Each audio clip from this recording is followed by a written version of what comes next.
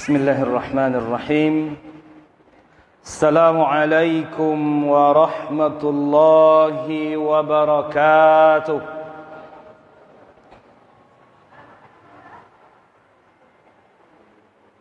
Alhamdulillahilladzi bi ni'matihi tatimmus shalihat wa bi fadlihi tatanazzalul khairat wal barakat. وبتوفيقه تتحقق المقاصد والغايات أشهد أن لا إله إلا الله وأشهد أن سيدنا ونبينا محمدا عبده ورسوله وصفيه من خلقه وحبيبه أدى الأمانة وبلغ الرسالة ونصح للأمة فكشف الله به الغمة وقد جاهد في الله حق جهاده وتركنا على محجة البيضاء ليلها كنهارها لا يزيغ عنها إلا هالك اللهم صل وسلم وبارك على هذا النبي الكريم وعلى آله وصحبه ومن تبعه بإحسان إلى يوم الدين. Bapak Ibu kaum muslimin dan muslimah jamaah salat maghrib yang dimuliakan Allah Subhanahu wa ta'ala. Kita bersyukur kepada Allah atas segala limpahan rahmat dan karunia, atas kesehatan yang diberikan, atas ketenangan dan kedamaian jiwa,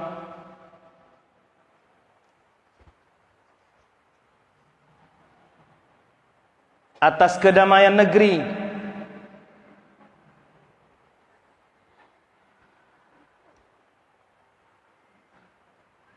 terbayang keadaan saudara-saudara kita di Rempang hari ini Bapak Ibu, Pulau Galang, Rempang Galang. Andailah kejadian itu terjadi di Solo, mungkin kita masih bisakah kita hari ini sholat dengan tenang di masjid ini? Mungkin. Andailah yang akan diserahkan kepada investor Cina itu adalah kota Solo ini, rumah-rumah yang harus ditinggalkan rumah Bapak Ibu, maka Bapak Ibu yang Allah muliakan, dan bagi siapapun yang mendengarkan suara ini, selagi negeri ini masih damai, masih tenang, masih aman, melangkahlah ke rumah Allah Subhanahu wa ta'ala.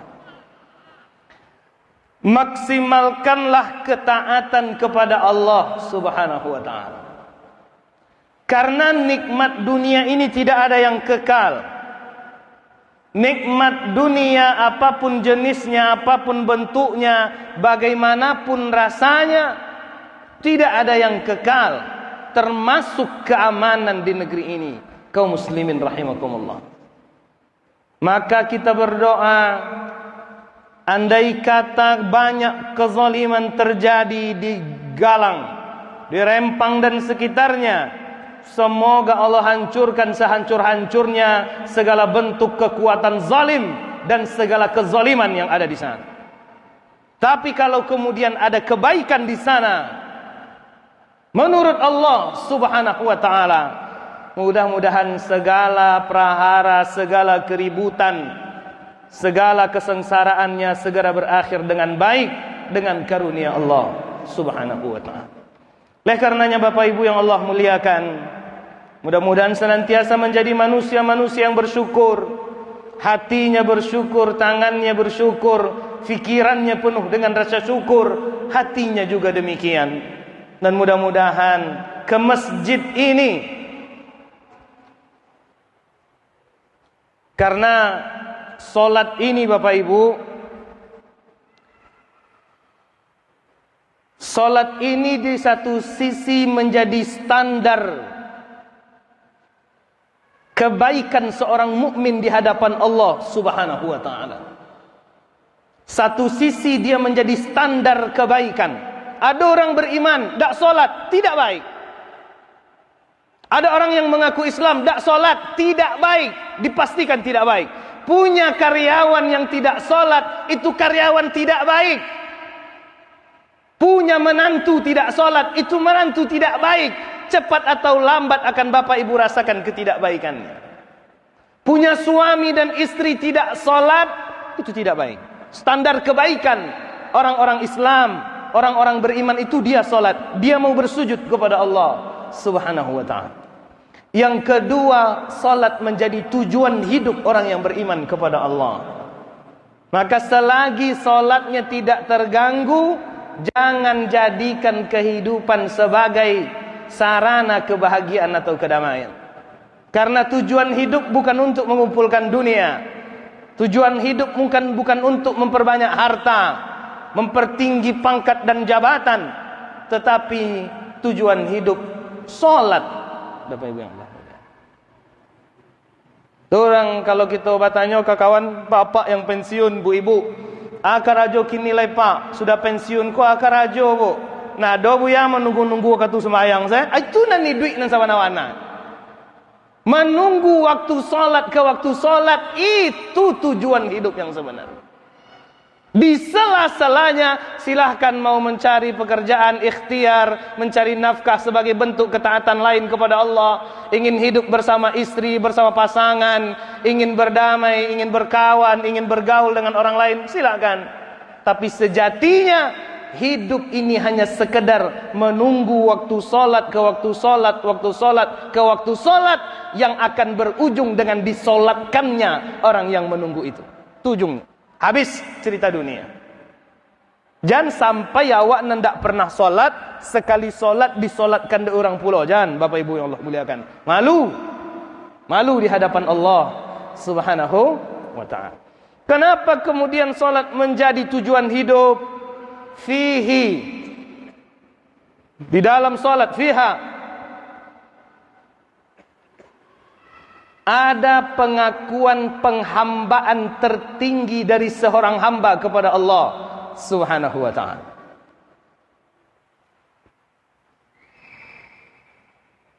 Bersujud satu-satunya hanya kepada Allah, dan itu di dalam salat, Bapak Ibu yang Allah muliakan. Kenapa salat menjadi tujuan hidup? Disitulah makna tauhid yang paling dalam di dalam salat. Bagaimana kau katakan kau bertauhid, walaupun tinggi kaji dak temakan de orang awam atau orang berilmu sekalipun, dak salat, dak bertauhid. Itu salat tu Bapak Ibu. Wa fihi asyukru lillahi subhanahu wa ta'ala. Makna syukur di dalam salat itu pun terhimpun makna terima kasih seorang hamba kepada Allah Subhanahu wa ta'ala. Agar kita sampaikan Bapak Ibu yang Allah muliakan, mudah-mudahan maghrib ini menjadi bentuk rasa syukur kita kepada Allah Subhanahu wa ta'ala. Diberikan waktu sampai Isya. Isya menjadi momen untuk berterima kasih kepada Allah Subhanahu wa ta'ala. Sampai umur besok subuh menjadi waktu untuk berterima kasih kepada Allah Subhanahu wa ta'ala. Sampai waktu zuhur, sampai waktu asar, sampai maghrib, begitu seterusnya. Seorang mukmin di dalam salat ada makna tauhid, di dalam salat ada makna penghambaan yang paling dalam. Di dalam salat lah ungkapan syukur terdalam seorang hamba kepada Allah Subhanahu wa ta'ala. Salam dan salam tu junjungan kita Nabi besar Muhammad sallallahu alaihi wasallam. Allahumma salli ala sayyidina Muhammad wa ala alihi wa sahbihi wa man tabi'ahu bi ihsanin ila yaumiddin. Sampai kita malam ini Bapak Ibu, seperti biasa kita mengaji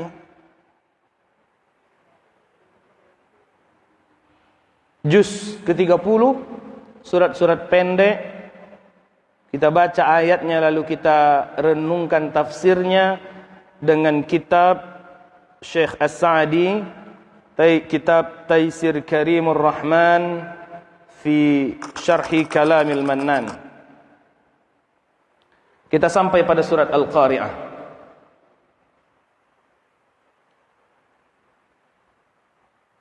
A'udzu billahi minasyaitonir rajim. Bismillahirrahmanirrahim. Yang hafal silahkan sekaligus memurajaah hafalannya. Yang ada mushaf di sebelahnya atau di dekatnya, silahkan diambil mushafnya. A'udzu billahi minasyaitonir rajim. Bismillahirrahmanirrahim.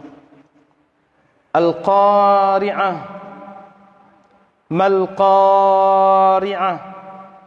وما أدراك ما القارعة يوم يكون الناس كالفراش المبثوث وتكون الجبال كالعهن المنفوش فأما من ثقلت موازينه فهو في عيشة راضية وأما من خفت موازينه فأمه هاوية وما أدراك ما هي نار حامية صدق الله العلي العظيم.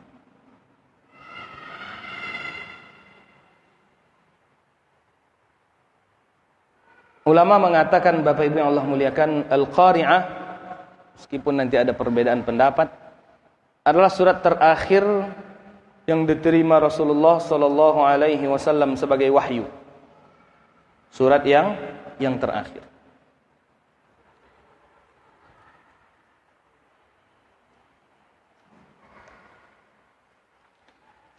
Surat ini bercerita tentang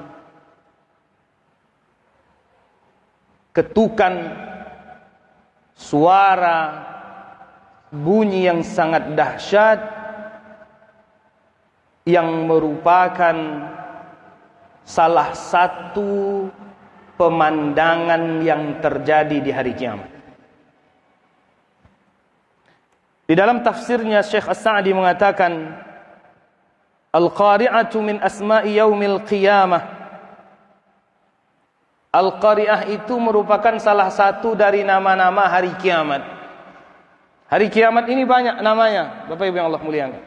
Pada bulan-bulan yang lalu kita membahas surat Al-Zalzalah. Kalau ada yang mengartikan namanya, artinya hari kiamat, benar. Karena guncangan yang dimaksud di dalam surat itu adalah guncangan dahsyat luar biasa yang terjadi pada hari kiamat. Ada as-sakhah, ada at-tammah. Banyak nama-nama hari kiamat. Berulang-ulang di dalam surat banyak cerita tentang hari kiamat, namun meskipun berulang-ulang, takkan sama penyampaiannya.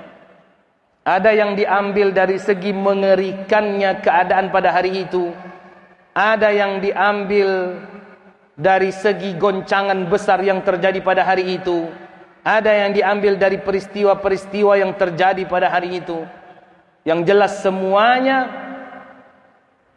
terangkum pada satu nama yang disebut dengan hari kiamat. Hari kehancuran alam semesta. Bagaimanapun keadaan kita di dunia, kita akan berhenti pada satu titik, dan titik itu disebut dengan hari kiamat.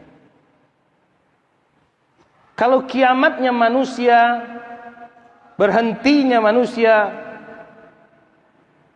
titiknya adalah kematian. Sekaya apapun kematian tidak akan lewat. Semiskin apapun kematian akan datang. Sekuat apapun, sesehat apapun, kematian akan menghampiri. Dunia, semegah apapun dunia ini, pada waktunya dia akan dihancur leburkan, Bapak Ibu yang Allah muliakan. Maka dalam surat Al-Zalzalah, kita review sejenak, kita ulang kembali. Idza zulzilatil ardu zilzalaha wa akhrajatil ardu athqalaha. Saking kuatnya guncangan yang terjadi pada hari itu, keluar isi bumi semuanya. Wa qala al-insanu ma laha. Lalu manusia bertanya-tanya, apa yang terjadi dengan bumi? Apa?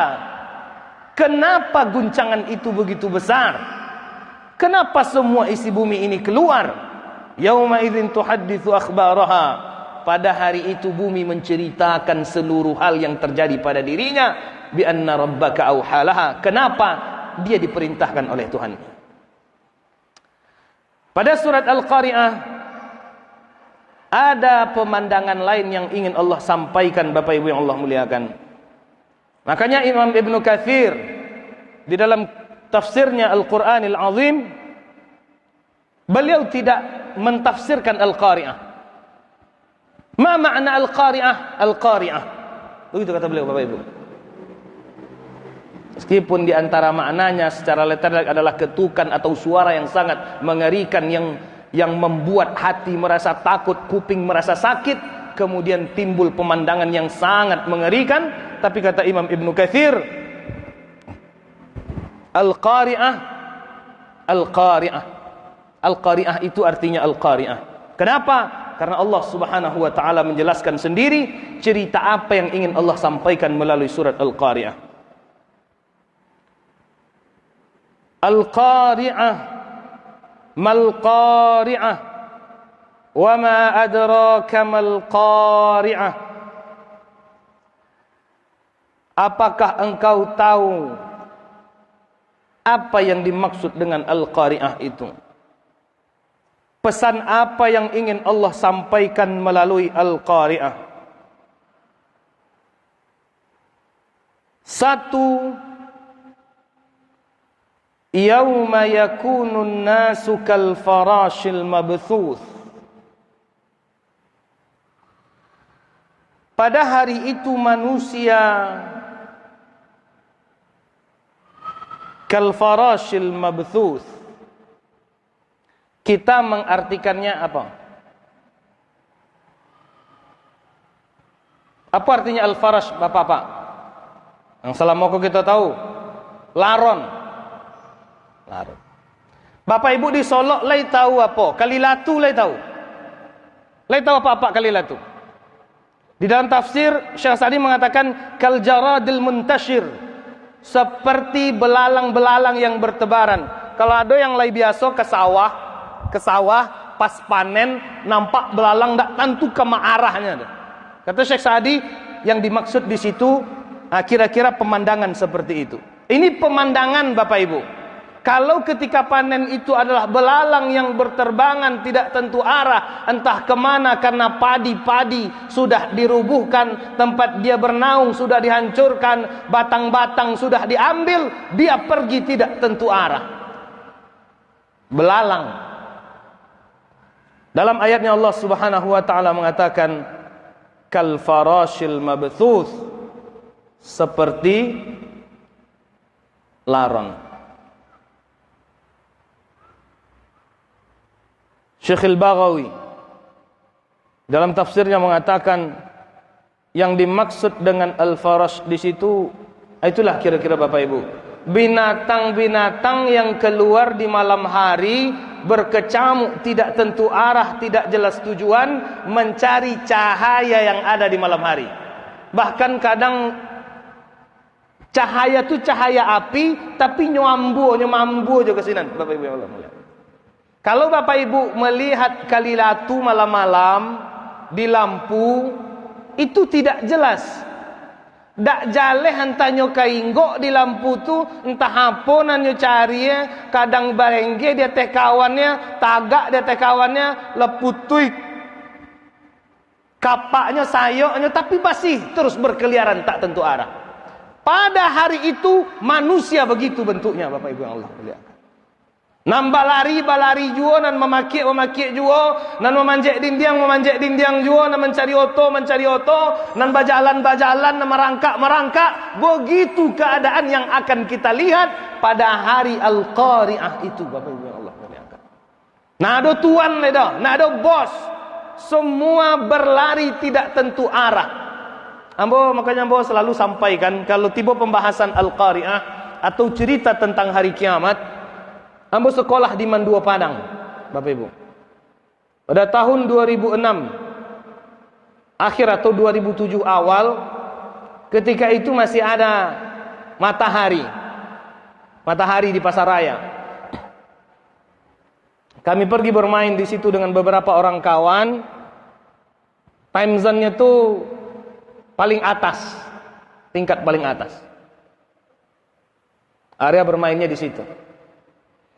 Ketika sedang asik bermain, tiba-tiba terjadi guncangan yang luar biasa, Bapak Ibu. Waktu itu kita sedang segar-segarnya ingatan tsunami Aceh, kalau tidak salah waktu itu 2004 kalau tidak salah. Masya Allah. Dan Ambo mungkin bisa membayangkan, tapi kalau ada Bapak Ibu yang di tahun itu mempunyai pengalaman yang sama, rasa-rasanya bisa membayangkan al-farashil mabthuth. Bahkan 4 orang berkawan yang sedang bermain, Ambo dah ingat jo kawan-kawan Ambo, kawan-kawan pun dah ingat jam boleh. Anak-anak menangis berjalan lari tapija, orang tua nak tentu kamar lari dan padu sintas yang lariannya. Yang jelas pada waktu itu lampu-lampu berguguran, beberapa AC berjatuhan, pemandangan menjadi luar biasa, Bapak Ibu Allah mulia. Sampai Allah selamatkan, ada karyawan yang lari bersama-sama lewat pintu darurat, Ambo lewat di sini. Sampai ke bawah jenjang, Ambo melihat matahari pada waktu itu masih bergoyang, Bapak Ibu. Itu baru pemandangan kecil dalam memori Ambo yang masih tersimpan ketika Ambo membaca Al-Farashil Mabthuth. Rasa-rasanya bisa membayangkan sedikit kejadian yang luar biasa pada hari itu. Baru-baru kok terjadi gempa di Maroko. Mudah-mudahan Allah selamatkan, Allah jaga. Tapi perlu menjadi renungan bahwa keadaan itu akan terjadi dan pasti, Bapak Ibu yang Allah. Entah di masa awak, entah di masa anak cucu awak. Wallahu a'lam. Lah banyak kita melihat tanda-tanda terjadi hari kiamat. Ya silahkanlah itu jadi renungan. Bila terjadinya Ustaz, tak ada yang tahu Bapak Ibu. Garis bawahi. Kapan terjadinya hari kiamat tidak ada yang tahu. Hari Jumat Ustaz, sahih hadisnya. Jadi, tapi Jumat bila? Tidak ada yang tahu. Yang jelas orang-orang beriman diletakkan di dalam hatinya bagian daripada akidah yang mesti diyakininya suatu saat alam semesta ini akan dihancurkan oleh Allah Subhanahu wa ta'ala. Tidak perlu bermegah-megahan di dunia. Gunakan dunia sesuai dengan fungsinya. Apa dia? Beribadah kepada Allah Subhanahu wa ta'ala. Bahkan kalaupun engkau mendengar hari esok terjadi hari kiamat dan masih ada sebutir biji kurma di tanganmu, kata Rasulullah, tanam kurma itu dulu. Begitu Rasulullah menuntun, tidak perlu hilang akal ketika kabar tentang hari kiamat akan datang. Kenapa? Karena itu bagian dari akidah kita. Kita sudah meyakini, percaya dengan hari akhir. Itu manusia pada hari itu seperti kalilatu. Jadi Bapak Ibu, wa fil ardi ayatun lil muqinin wa fi anfusikum afala tubsirun. Kalau nampak nanti laron, kalilatu ataupun binatang-binatang malam yang berkumpul di takek lampu gadang atau lampu ketek atau di dakek api sekalipun, coba Bapak berhenti sebentar, renungkan sebentar. Inilah pemandangan manusia pada hari itu. Aku dalam tafsir Al-Baghawi belum menjelaskan, lanyo panjeknya kawan, nyo pijaknya kawan, gala yang duduk, yang tagak di atas kuduk kawannya, tidak tahu. Saking mengerikan hari itu. Seluruh manusia tidak pilih, yang kuat, yang lemah, yang kaya, yang miskin, semuanya. Tapi mudah-mudahan tak donan beriman di sini, Bapak Ibu. Karena sebelum itu terjadi, masih ada sedikit keimanan di hati manusia, manusia itu akan diselamatkan oleh awan, dijemput dulu. Itu dalam kaji kita Bapak Ibu. Masalahnya adalah mana orang yang benar-benar beriman hari ini. Dan keceknya Islam juga, yang keceknya beriman juga, tapi tidak nampak nilai-nilai keimanan, bahkan nilai-nilai keislaman di dalam kehidupan. Sudah tinggal syariat Islam, tinggal akhlak dan adab yang diajarkan oleh Nabi Muhammad sallallahu alaihi wasallam. Bahkan pernah hamba sampaikan, kalaulah di negari kita ndak ada masjid, ndak ada surau, dari mana kita tahu orang Islam yang punya negari itu? Karena sombong lo pada orang kafir lah. Masya Allah. Zalimnya zalim lo pada orang kafir lah. Semangat batangka jo tetangga tinggi lo pada orang kafir lah. Semangat saling menjatuhkan, apalagi ke 2024 pemilu gua tak nampak Islam seperti Allah aja dah. Meskipun berkupiah, bersorban, berfoto agar orang tertarik, Bapak Ibu Allah muliakan. Tapi jauh dari nilai-nilai keislaman, nilai-nilai keimanan. Khawatirnya awak masih mengaku beriman, beragama Islam, tapi dalam pandangan Allah tidak ada yang masuk ci Allah aja dah, Bapak Ibu Allah muliakan. Islam itu tidak hanya masjid dengan solatnya, tidak hanya. Dalam bermuamalah ada Islamnya, dalam berjual beli ada Islamnya, dalam memikul amanah, menanggung beban ada Islamnya, dalam kehidupan berumah tangga ada Islamnya, dalam kehidupan sesama saling menolong ada Islamnya, melihat kezaliman Islam mengaturnya. Kalaulah tak ada masjid, kalaulah tak ada surau dari kampung, kalau bisa jangan payah bana orang mengecek awak orang Islam, Bapak Ibu yang Allah muliakan. Badailah pakai ceknya Islam, lain nampak pakai surau tadi ke masjid. Pi hari-hari ragu orang Jawa entah Islam entah tidak. Kenapa? Tidak ditemukan di dalam kehidupannya akhlak-akhlak atau nilai-nilai keislaman, Bapak Ibu yang Allah. Dua, wa takunul jibalu kal'ihnil manfush. Gunung-gunung yang begitu besar, begitu kuat. Kau cerita tak gunung-gunung yang ada di Indonesia ke Bapak Ibu? Ikut cerita tentang gunung-gunung batu yang ada di negeri Gersang Arab sana. Batu-batu yang kalau kamu membangun rumah dicongkel pakai alat berat entah berapa lama baru tadatan seketek, tuk jalan seketek, gunung-gunung tu besok tercabut. Kal'ihnil manfush, bahkan berterbangan, berbenturan, saling berbenturan.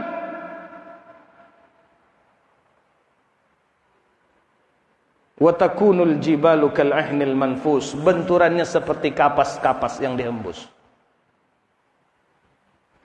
Kalau gunung yang ratusan ton, ribuan ton barek mau itu tabang dan berbenturan sesamanya kemudian pecah, kira-kira manusia bantu Allah bantu itu, Bapak Ibu.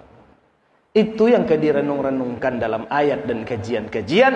Renungan itu kemudian berbuah keyakinan, berilmu, kemudian berbuah menjadi amal. Ternyata tidak perlu ada kesombongan.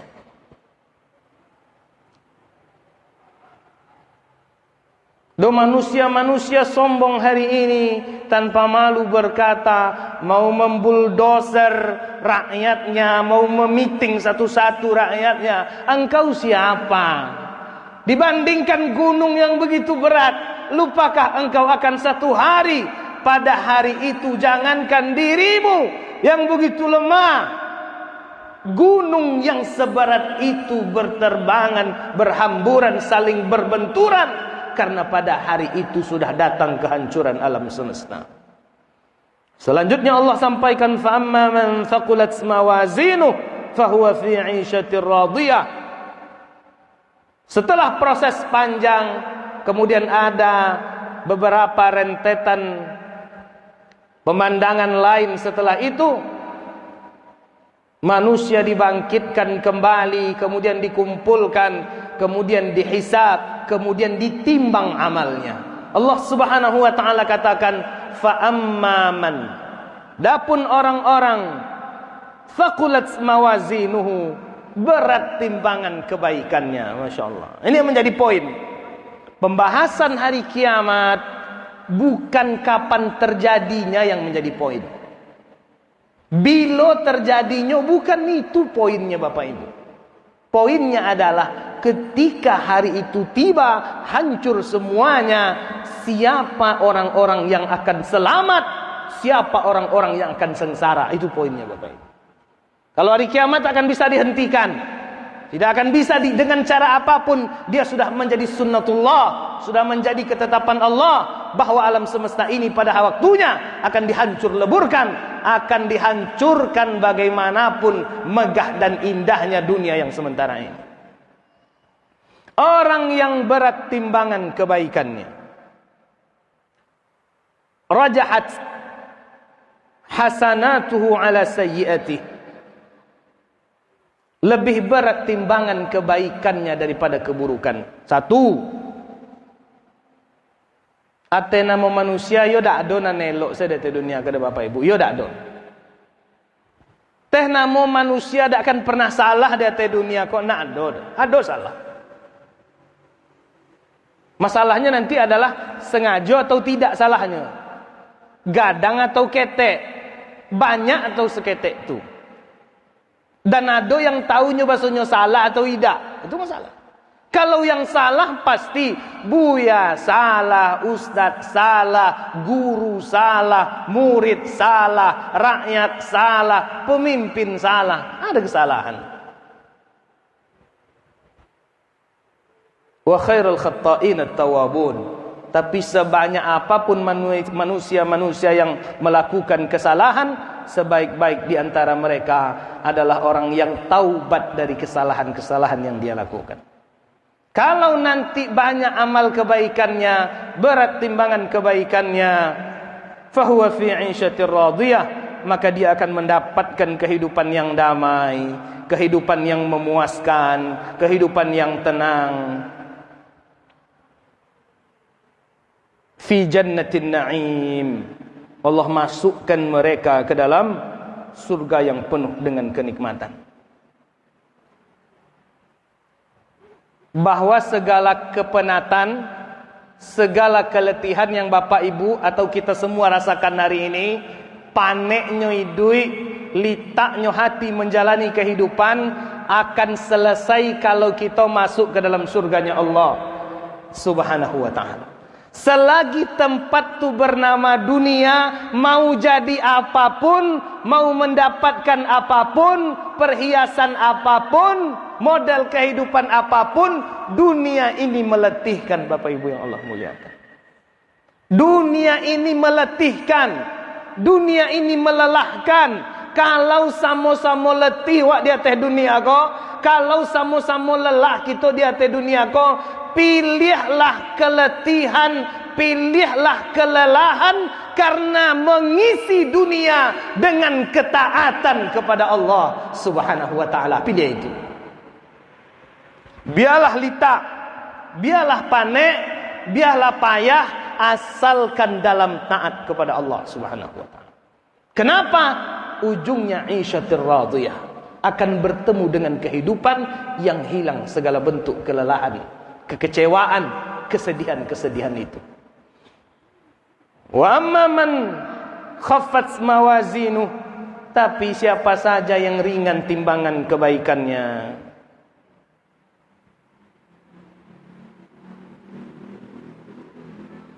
asyqiya, orang-orang yang celaka, orang-orang yang sengsara, tak cukup kebaikan-kebaikan yang dilakukan untuk menutup segala keburukan yang pernah terjadi. Na'udzubillah. Na'udzubillah. Berlindung kepada Allah Subhanahu wa ta'ala. Nan buruk ko cie dia tong da Allahnya Bapak Ibu. Cie. Kalau Bapak Ibu melakukan dosa, melakukan kesalahan, cie hitungannya. Tapi kalau kebaikan bisa dilipat gandakan menjadi 10, dilipat gandakan menjadi 700, dilipatkan menjadi at'afan katsirah. Itu kalau kebaikan. Pas ditimbang banyak juga keburukan pada kebaikan. Ya na'udzubillah Bapak Ibu yang Allah muliakan. Ku manusia yang celaka, syaqa. Yu dak tentu seketik Allah jodoh inyo. Apa tujuan hidup dia gede Allah Subhanahu wa ta'ala dengan segala pernak-perniknya. Fa ummuhu hawiyah, maka ibunya Ummu Ra'sihi, kata beliau mentafsirkan, karena yang dulu jatuh ke dalam neraka itu adalah kepalanya, maka disebutkan fa ummuhu hawiyah, tempat kembalinya adalah neraka hawiyah. Wa ma adraka ma hiya narun hamiyah. Tahukah engkau apa yang dimaksud dengan neraka hawiyah itu? Narun hamiyah,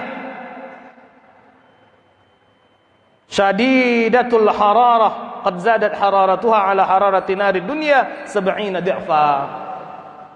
Neraka hawiyah dilipat gandakan panasnya, melebihi panasnya api dunia 70 di'fa, 70 kali lipat. Api langit dibuat 70 kali lipat, itu sampai tinggal kita Bapak Ibu yang Allah muliakan. Jadi mudah-mudahan Bapak Ibu malam ini surat ini menjadi tambahan renungan untuk kita. Jangan menjadi orang-orang yang celaka dari dunia sampai ke akhirat. Kalaupun lelah, kalaupun letih, kalaupun payah, lelahlah, letihlah, payahlah dalam ketaatan kepada Allah Subhanahu wa ta'ala. Mudah-mudahan bermanfaat. Wabillahi taufik wal hidayah. Wassalamu alaikum warahmatullahi wabarakatuh.